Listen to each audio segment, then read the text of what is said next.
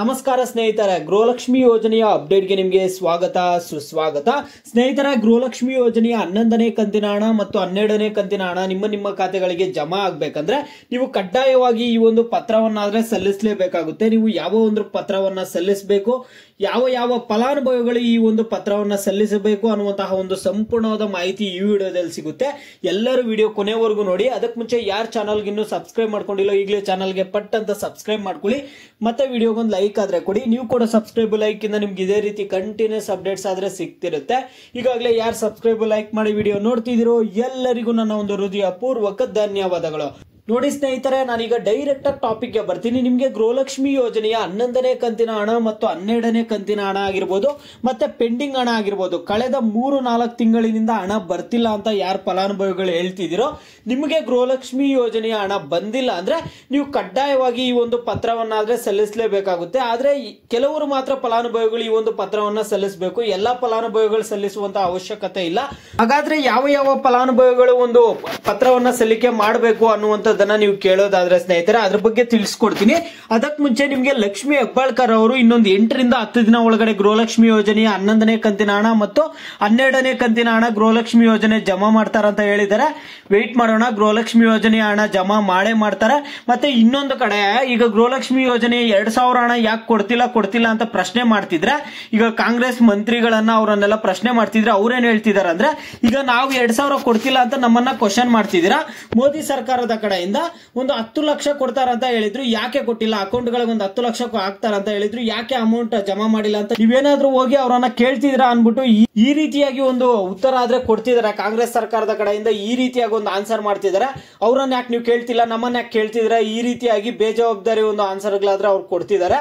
ಆದ್ರೆ ಇವೆಲ್ಲರ ಮಧ್ಯೆ ಲಕ್ಷ್ಮಿ ಹೆಬ್ಬಾಳ್ಕರ್ ಅವರು ಮಾಧ್ಯಮದವ್ರ ಮುಂದೆ ಬಂದ್ಬಿಟ್ಟು ಒಂದು ಸ್ಪಷ್ಟನೆ ಆದ್ರೆ ಕೊಟ್ಬಿಟ್ರು. ಯಾಕಂದ್ರೆ ಈಗ ಯೂಟ್ಯೂಬ್ ಅಲ್ಲಿ ಆಗಿರ್ಬೋದು, ಮಾಧ್ಯಮದಲ್ಲಿ ಆಗಿರ್ಬೋದು, ಇನ್ ಮುಂದೆ ಗೃಹಲಕ್ಷ್ಮಿ ಹಣ ಬರಲ್ಲ, ಸರ್ಕಾರದ ಬಳಿ ಹಣ ಇಲ್ಲ ಅಂತ ಒಂದು ಚರ್ಚೆ ಆದ್ರೆ ನಡೀತಿತ್ತು. ಇವೆಲ್ಲದಕ್ಕೂ ಫುಲ್ ಸ್ಟಾಪ್ ಕೊಡೋದಕ್ಕೇನೆ ಲಕ್ಷ್ಮಿ ಹೆಬ್ಬಾಳ್ಕರ್ ಅವರೇ ಮುಂದೆ ಬಂದ್ಬಿಟ್ಟು ಅವ್ರು ಏನ್ ಮಾಡಿದ್ದಾರೆ ಅಂದ್ರೆ, ಇನ್ನೊಂದು 8ರಿಂದ 10 ದಿನ ಒಳಗಡೆ ಹಣ ಜಮಾ ಮಾಡ್ತೀವಿ, ತಾಂತ್ರಿಕ ದೋಷ ಇದೆ ಅಂತ ಹೇಳಿದ್ದಾರೆ ಸ್ನೇಹಿತರ. ಮತ್ತೆ ಈಗ ಪತ್ರವನ್ನ ಯಾರು ಸಲ್ಲಿಕೆ ಮಾಡಬೇಕು ಅಂತ ನೀವು ಕೇಳೋದಾದ್ರೆ, ಈಗ ನೀವೇನಾದ್ರೂ GST ಟ್ಯಾಕ್ಸ್ ಏನಾದ್ರೂ ಪೇ ಮಾಡ್ತಿದ್ರೆ ಗೃಹಲಕ್ಷ್ಮಿ ಯೋಜನೆಗೆ ಅರ್ಜಿ ಸಲ್ಲಿಕೆ ಮಾಡಬೇಡಿ ಅಂತ ಸರ್ಕಾರ ಮುಂಚೆನೆ ಹೇಳಿತ್ತು. ಆದ್ರೆ ಸಾಕಷ್ಟು ಜನ GST ಟ್ಯಾಕ್ಸ್ ಪೇಯರ್ಸ್ ಕೂಡ ಅರ್ಜಿ ಸಲ್ಲಿಕೆಯನ್ನ ಮಾಡಿದ್ದಾರೆ. ಈಗ ಅವರ ಒಂದು ಅರ್ಜಿಯನ್ನ ರದ್ದು ಮಾಡೋದ್ರ ಜೊತೆಗೆ ಈಗ ಪಾಪ ಕೆಲವರು GST ಮತ್ತು ಟ್ಯಾಕ್ಸ್ ಪೇನೇ ಮಾಡ್ತಿಲ್ಲ, ಅವರ ಒಂದು ಅರ್ಜಿ ಕೂಡ ರದ್ದು ಮಾಡಿಬಿಟ್ಟಿದ್ದಾರೆ. ಅವರ ಒಂದು ಅರ್ಜಿಗಳನ್ನು ಕೂಡ ಕ್ಯಾನ್ಸಲ್ ಮಾಡಿಬಿಟ್ಟಿದ್ದಾರೆ ಕೆಲವರದು. ಓಂ ಶ್ರೀ ಕೊಲ್ಲೂರು ಮೂಕಾಂಬಿಕಾ ಜ್ಯೋತಿಷ್ಯರು ಪ್ರೀತಿಯಲ್ಲಿ ಕಿರಿಕಿರಿ, ಮದುವೆ ಸಮಸ್ಯೆ, ಗಂಡ ಹೆಂಡತಿ ಕಿರಿಕಿರಿ, ಅತ್ತೆ ಸೊಸೆ ಜಗಳ, ಶತ್ರುಗಳ ನಾಶ, ಮಹಿಳೆಯರ ಗುಪ್ತ ಸಮಸ್ಯೆಗೆ ವಿಶೇಷ ಪರಿಹಾರ ಆದ್ರೆ ಮಾಡಿಕೊಡ್ತಾರೆ. ನೀವು ಇಲ್ಲಿ ಕೆಳಗಡೆ ಸ್ಕ್ರೋಲ್ ಆಗ್ತಿರುವಂತಹ ನಂಬರ್ಗಾದ್ರೆ ಕರೆ ಮಾಡಿ. ಕೆಲವರು ಹೋಗಿ ಗೃಹಲಕ್ಷ್ಮಿ ಯೋಜನೆದು ಸ್ಟೇಟಸ್ ಚೆಕ್ ಮಾಡಿದಾಗ ಪಾಪ ಅವ್ರು GST ಮತ್ತು ಟ್ಯಾಕ್ಸ್ ಪೇ ಮಾಡ್ತಾನೆ ಇಲ್ಲ, ಆದ್ರೂ ಅವರ ಒಂದು ಅರ್ಜಿಗಳನ್ನ ರದ್ದು ಮಾಡಿಬಿಟ್ಟಿದಾರಂತೆ.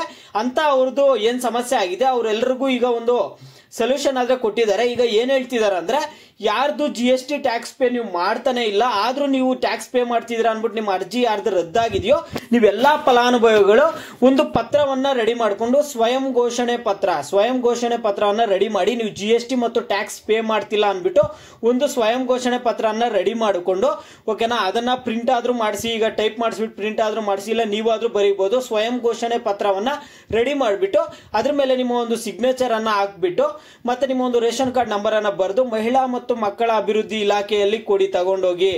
ಯಾರು ಕೊಡ್ಬೇಕು ಹೇಳಿ? ಮತ್ತೆ ಹೇಳ್ತಿದ್ದೀನಿ ನೋಡಿ, ಎಲ್ಲರೂ ಹೋಗಿ ಕೊಡುವ ಅವಶ್ಯಕತೆ ಇಲ್ಲ. ನಿಮ್ಗೆ ಗೃಹಲಕ್ಷ್ಮಿ ಯೋಜನೆಯ ಹಣ ಬರ್ತಿಲ್ಲ, ಒಂದ್ 3-4 ತಿಂಗಳಿಂದ ಹಣ ಬರ್ತಿಲ್ಲ, ಮತ್ತೆ ನೀವು ಹೋಗಿ ಸ್ಟೇಟಸ್ ಚೆಕ್ ಮಾಡಿಸಿದಾಗ ನೀವು GST ಟ್ಯಾಕ್ಸ್ ಪೇ ಮಾಡ್ತಿದ್ದೀರಾ ಅಂತ ನಿಮ್ಗೆ ಯಾರಿಗೆ ಬರ್ತಿದ್ಯೋ ಅಂತವರು, ನೀವೇನಾದ್ರೂ GST ಟ್ಯಾಕ್ಸ್ ಪೇ ಮಾಡ್ತಿಲ್ಲ ಅನ್ನೋದಾದ್ರೆ ನೀವು ಸ್ವಯಂ ಘೋಷಣೆ ಪತ್ರನ ರೆಡಿ ಮಾಡಿ. ಆ ಒಂದು ಸ್ವಯಂ ಘೋಷಣೆ ಪತ್ರ ಅಲ್ಲಿ ನಿಮ್ಮ ಒಂದು ರೇಷನ್ ಕಾರ್ಡ್ ನಂಬರ್ ಅನ್ನ ಎಂಟರ್ ಮಾಡಬೇಕಾಗುತ್ತೆ, ಮತ್ತೆ ನಿಮ್ಮ ಒಂದು ಸಿಗ್ನೇಚರ್ ಎಲ್ಲ ಇರಬೇಕಾಗುತ್ತೆ. ನೀವು GST ಮತ್ತು ಟ್ಯಾಕ್ಸ್ ಪೇ ಮಾಡ್ತಿಲ್ಲ ಅಂತ ಒಂದು ಸ್ವಯಂ ಘೋಷಣೆ ಪತ್ರ ರೆಡಿ ಮಾಡಿಬಿಟ್ಟು ಮಹಿಳಾ ಮತ್ತು ಮಕ್ಕಳ ಅಭಿವೃದ್ಧಿ ಇಲಾಖೆಯಲ್ಲಿ ಕೊಟ್ಟಿದ್ದೀರಾ ಅಂದ್ರೆ ನಿಮ್ಗೆ ಗೃಹಲಕ್ಷ್ಮಿ ಯೋಜನೆಯ ಹಣ ಆದ್ರೆ ಬಂದೇ ಬರುತ್ತೆ. ಓಕೆನಾ?